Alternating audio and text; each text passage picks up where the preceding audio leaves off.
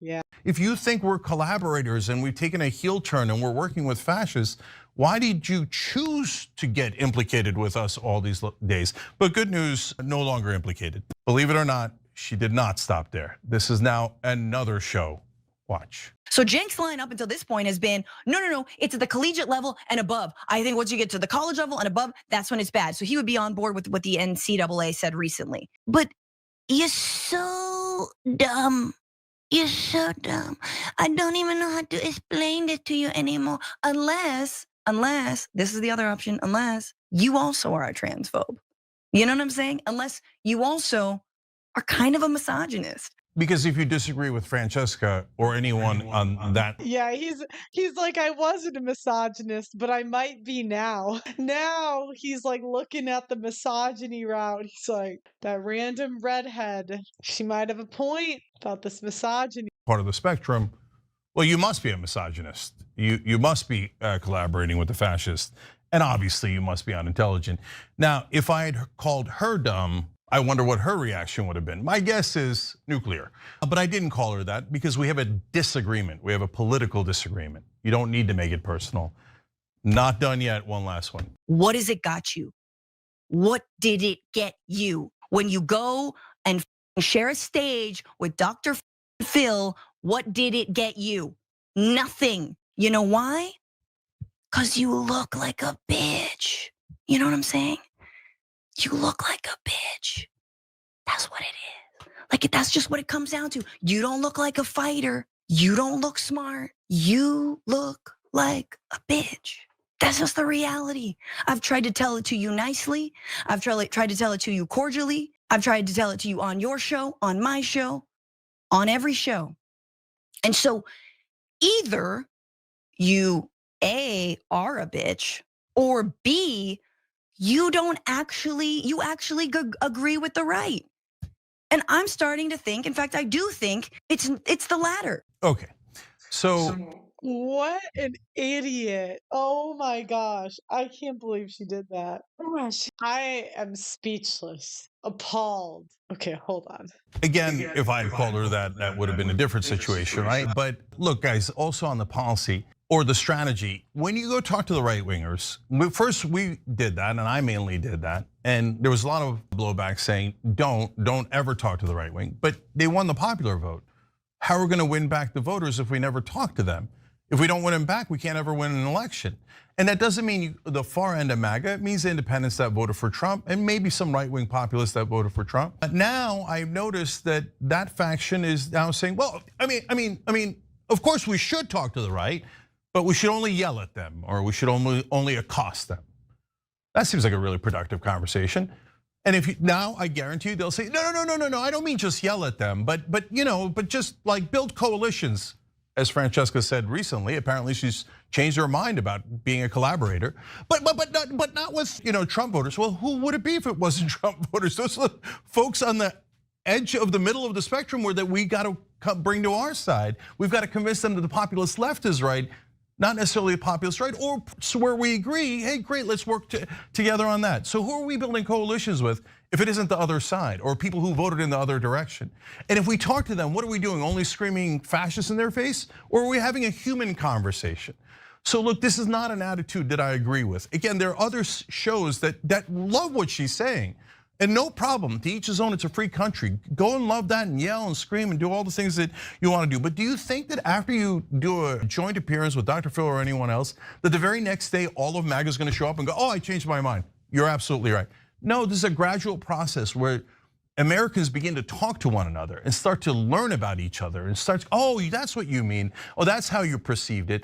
And we begin to have human conversations until we understand each other. Again, if you don't want to understand them and you don't want to do that, plenty of other shows. So she said, I tried to tell him nicely. Did you? Did you? Because I might have missed that part. All right, guys, you get it by now. Look, there's two other times that I enforced this rule. One was when Sam Cedar was doing it to Jimmy Dore. They were both in the network. Sam's show was nominally in the network as part of our YouTube partner group. And that's what we were doing early on, and I was happy and thrilled with all the folks that were in it before, and then we stopped doing that since then. So God bless, no problem with that. And in terms of Sam and others leaving at that point, at different points from that network we were trying to set up. But while they were in the network, I said, Sam, you can disagree with Jimmy all you want. And in fact, I agree with you on that, on the policy you're criticizing him on. But stop doing personal insults. You're doing like personal insult after personal insult. So I talked to him about that. He wouldn't agree. He loved the personal insults. He wanted to keep going. And apparently that's a thing that he does like, and that's what he likes to do every time apparently. And so, okay, that's Sam. But we did enforce it before. And then ironically, the second time we enforced it was against Jimmy Dore when he was doing it to Francesca. And he'd called her an effing liar, and he'd called her, and he said that she was a paid shill, which is a classic go-to move for Jimmy. Although he misspelled it paid chill, which sounds pretty nice. And I said, Jimmy, you can't do that. Ironically, he's the only one who actually apologized and said, I won't do it again. And he apologized to Francesca. Francesca apparently thought, great, I'm allowed to do this, but no one's allowed to do it to me. Anyway, you guys get it. Exactly. So what they want to do is, because women, we say things in like a nicer tone. I mean, we just have like better voice, like higher voices. And we don't really have consequences for aggression verbally. Where men, if you say the wrong thing, you're going to get beat up. So we got this woman, essentially, she's thinking she's smarter than she is because all the men around her are really smart. So she's going to think she's as smart as them. Then the ego gets bigger, you know how us ladies do. Then she starts saying out of pocket things. The men don't correct her. They kind of let her get away with it. And it just gets worse and worse and worse. And now she's fired from a great job. What an idiot. So I don't, like I said, I want everybody rowing in the same direction because we're trying to build something here. And why do we want to build something? Because we want our movement to be strong. We want our message to get out there. I don't care if she has another job lined up. Thank you for the super chat, Dustin. Candace had another job lined up. So did Brett. They both could go independent and make a lot of money. It's just bad form to cause a media storm on your way out. Look, I'll even hold up my hands. I did that once and I regretted it immensely. I mean, I didn't work for them, but you guys know me and Fresh and Fit had a falling out years ago. And it was completely my fault. It was completely. And I'm just, if anyone's younger lady watching this, you don't want to go this route. You really don't. It is not a good idea. I didn't do that bad, but you guys get the idea. I want to win over those voters because at the bottom line in all of this is eyes on the prize. You've heard me say that year after year after year. What's the prize? The prize, by the way, note to other online hosts, is not more subscribers. The prize is passing bills because those are the only things that affect our voters, our audiences, their actual lives. Let's pass paid family leave. Let's pass Medicare for all, higher wages, etc. And I hope wherever you are on the left-wing spectrum or the middle or wherever you are, I hope that you agree. And I hope that we all work together in trying to pass those bills.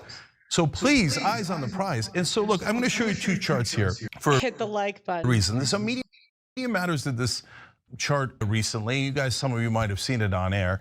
And it has the right-wing shows online in red, and it has the left-wing shows online in blue, okay? What we did there, and I hope you can see it, is we put a little bit of a green circle around the TYT show. So the Young Turks is right next to Rogan. We got 12 million subscribers, one of the largest ones in the whole chart. But Rebel Headquarters is also on there. Damage Report is on there. Indisputable with Dr. Rashad Ritchie's on there. And when you put them together, that's 18.8 million. And it is. Yeah, I mean, the Young Turks is huge. Somebody asked about Christine and Troy. Yeah, so when I got demonetized, guys, I had to make a choice if I was going to keep the studio in England, and I just couldn't. I wished both of them well. I actually gave Christine her channel for free, which was very nice of me, to be honest. I didn't have to do that. And I love Christine. Like that she is I have no bad things to say, but like she is a great young woman. She was great she had a great channel. So I wish her well, but I couldn't keep her on the network at the time because I was demonetized. It was just too much. So I moved home. But yeah, let me keep going. One of the largest presence in online media, period.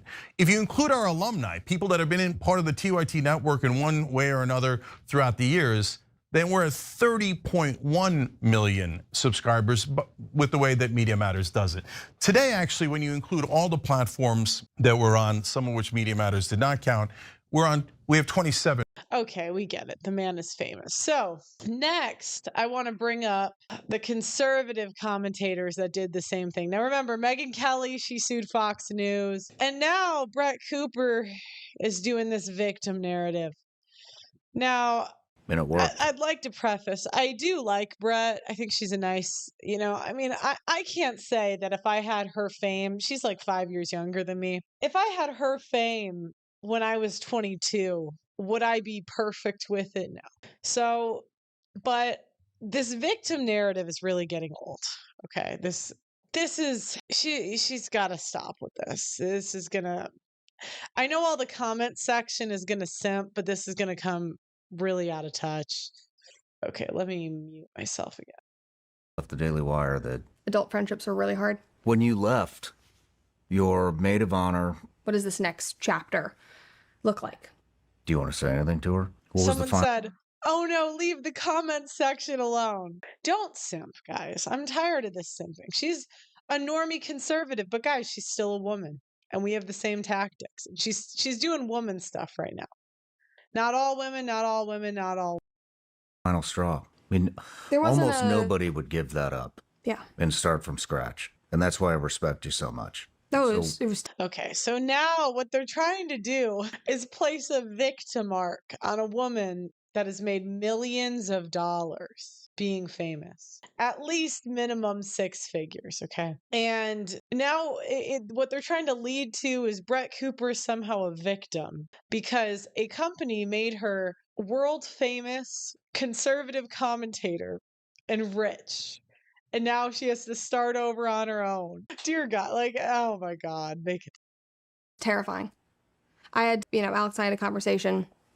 This was not this is a lot of thinking and praying and analyzing. And we looked at each other and we're just kind of like, are we basically willing to lose everything and start from scratch? Because again, we had, Alex had just started his own business. You were not starting from scratch. You were starting being world famous. Okay. Yeah, I know. It's got like 2 million subscribers or whatever it is. We had bought this farm that was like, it was a stretch, but we really wanted it. And I was like, I could leave and it could backfire on me immediately. Nobody could care. Maybe I wouldn't make any money. Maybe I would have no anything. And I basically just had to decide, like, does that matter to me? And it didn't. And it worked. Yeah. So again, this is a virtue signal. The money doesn't matter to me. And that's what she's going to try to sell. It's like a virtue signal. The money doesn't matter. And guys, I've been demonetized for 1.5 years. Oh, it matters, okay? I'm recently monetized. I saw a comment the other day. I was like, you're in a much better mood. Yeah, because I'm not working for free. Now, again, there's men that do really difficult jobs in this country, right? They build the buildings, pave the roads, do the garbage.